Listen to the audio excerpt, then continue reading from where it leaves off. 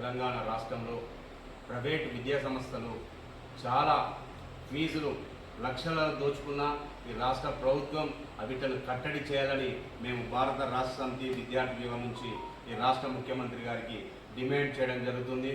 ఆనాడు విద్యా వ్యవస్థ కానీ విద్యార్థులకు కాంగ్రెస్ ప్రభుత్వం కాంగ్రెస్ రాష్ట్రంలో ఎన్నికల హామీలో విద్యార్థులకు ఎన్నో హామీలు ఇచ్చినా అవన్నీ అమలు చేయాలని మేము భారత రాష్ట్ర సమితి నుంచి ఈ రాష్ట్ర ముఖ్యమంత్రికి గుర్తు చేయడం జరుగుతుంది.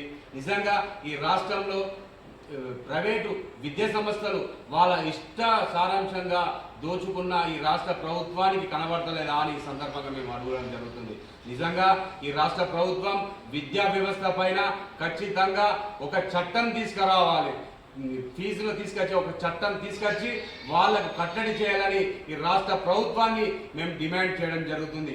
ఎన్నో తెలంగాణ రాష్ట్రంలో ఎన్నో యూనివర్సిటీలు కావచ్చు, మన ప్రైవేట్ విద్యా సంస్థలు ఎన్నో అయినా కొన్ని లక్షలలో దోచుకుంటున్న ఈ రాష్ట్ర ప్రభుత్వం కనబడతలేదా అని ఈ సందర్భంగా మేము అడగడం జరుగుతుంది. నిజంగా ఈ రాష్ట్ర ముఖ్యమంత్రి వారు నిజంగా మీకు విద్యా వ్యవస్థ పైన నమ్మకం ఉంటే వెంటనే ఖచ్చితంగా వాటి మీద చట్టపరమైన చర్యలు తీసుకోవాలి, అటువంటి వాళ్ళను నిర్వహించాలని ఈ సందర్భంగా మేము డిమాండ్ చేయడం జరుగుతుంది.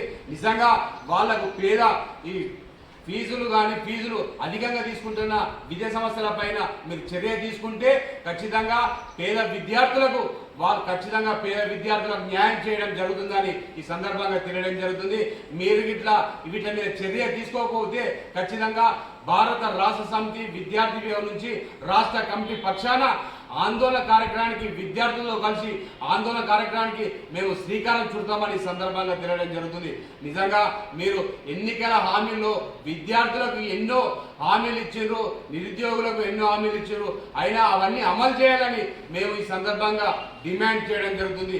6 మాసాలు గడిచిన విద్యా వ్యవస్థలో మీరు మార్పు లేదు. ఖచ్చితంగా అవన్నీ మార్పులు తీసుకొచ్చి విద్యా వ్యవస్థను ఒక గాడిలో పెట్టాలని మేము నిజంగా ఈ రాష్ట్ర ప్రభుత్వానికి డిమాండ్ చేస్తున్నాం. లేకపోతే రానున్న రోజులో విద్యార్థులతో కలిసి ఉద్యమానికి సిద్ధమవుతారని సందర్భంగా తెలియడం జరుగుతుంది.